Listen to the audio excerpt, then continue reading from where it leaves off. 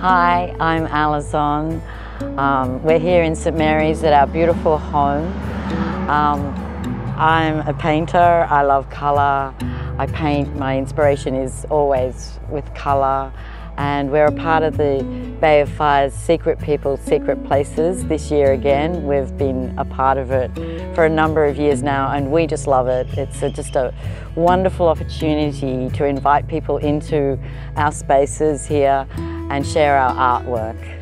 Yeah, so I'm a very messy painter. I love colour. Colour is where I start, you know, in terms of for a painting and planning a painting. I start with what colours are going to be used, and I use a lot of stencils, things like this, and make a big mess. Also, I've got a great collection of stencils that I use, things that I've found and collected. I love circles, so lots of circles. And I use Matisse paints because they're just beautiful acrylic paints. I tend to paint one colour a day and work on everything that I've got going. Like I'll have lots of things on the go, and it'll be like the day, oh, blue today, so we're going to do everything that needs to be done in blue. I'm a student with Builders of the Atom, so I study every day at this desk here. This is my passion. It's just a beautiful curriculum and a lot of meditation involved, so that's good. So basically, you know, we study the Tree of Life and the Sacred Tarot, which is part of that, obviously, astrology, esoteric astrology, and it's actually called the Great Work, which everyone is doing, I guess, just trying to evolve and, you know, create more love for this planet. This is the service we do, is to just try and increase that vibration of love. And hi, I'm John. I'm into sculpture and I do things creatively at this place. We have a bronze foundry that I've got happening up the back there, and my medium is from clay to bronze. With the process of bronzing, you begin with an original in clay and then it's transferred into the mould and wax. And in order to hold on to pieces, I'm taking plaster casts of them. But inside that is a wax whale. So the process will be to melt the wax out of that mould, and then when it's nice and hot, we bring it over to the sand pit, bury it in the sand pit, and pour the molten metal into there. And there's the grabber to take the furnace out of the forge, and that's the pouring unit. It's a two-man job, two-person job. Yeah, so the bronzing gets made in here. I use have a little view of that. All the recycled scrap bits of copper and bronze, and we melt it in the forge here. There's a crucible in there, so that goes on there like that.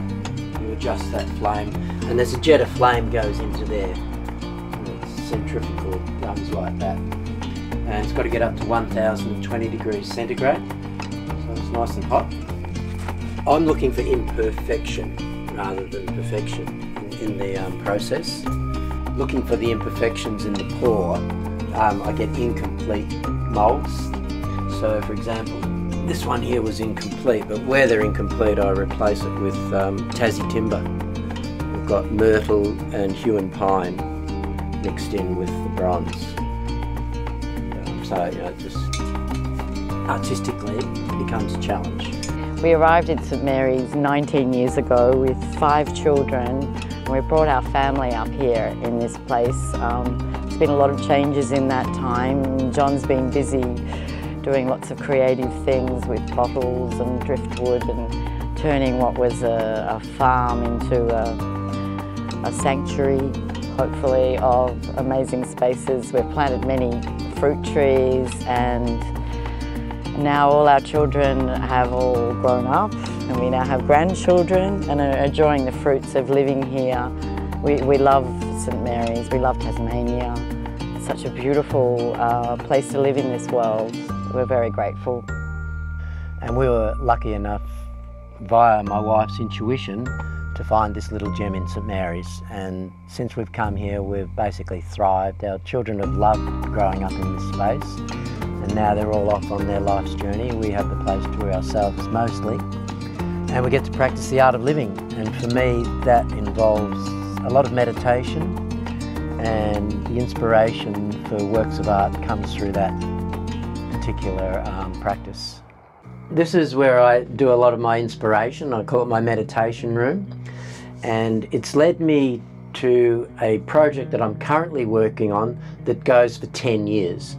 We're just entering our 3rd year of witnessing what can be done to help save our planet from the imminent cataclysmic changes that we're all experiencing at the moment. I call it the Witness Project.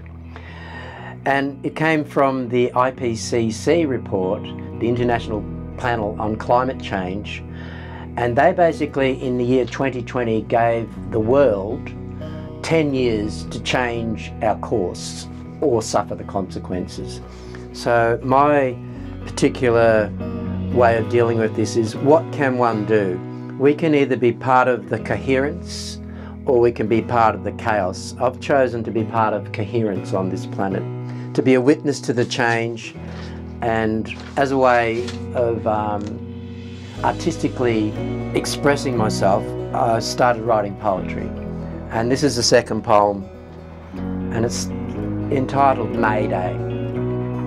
2050's too late, the canaries are crying, to flatten the curve of the carbon rising. Now is the time to passionately say, this patriarchal mess has had its day. Enough is enough, and enough is enough. In fact, if a list is summarily tendered, it's really quite shocking to see where we've ended. Plundering, pillage, raping and hack, the dollar crowned king, top of the pack. Enough is enough, and enough is enough.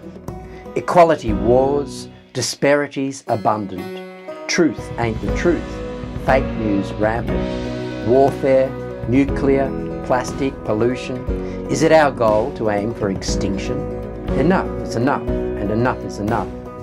Can you hear the murmur of youth's realization? Patriarchal dictates are ruining our nations. Where is the wisdom to light our way? Big swinging dicks have had all the say. Enough is enough, and enough is enough. The power to change is ours to select.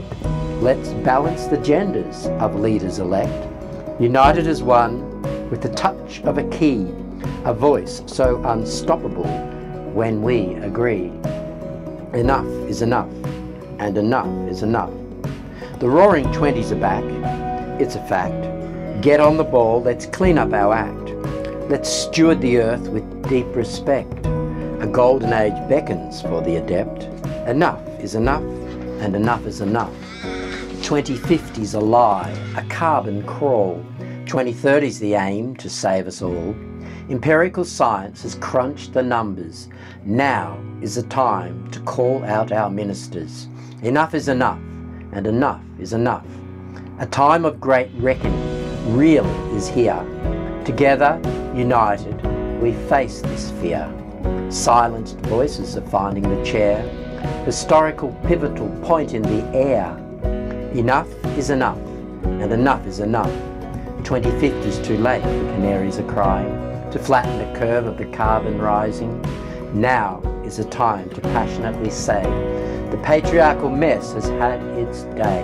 Enough is enough, and enough is enough. And that's my contribution. I'm currently working on the next poem, and I'll be doing one for every year of this decade to witness the process that the earth, you and I, are going through right now. Thank you.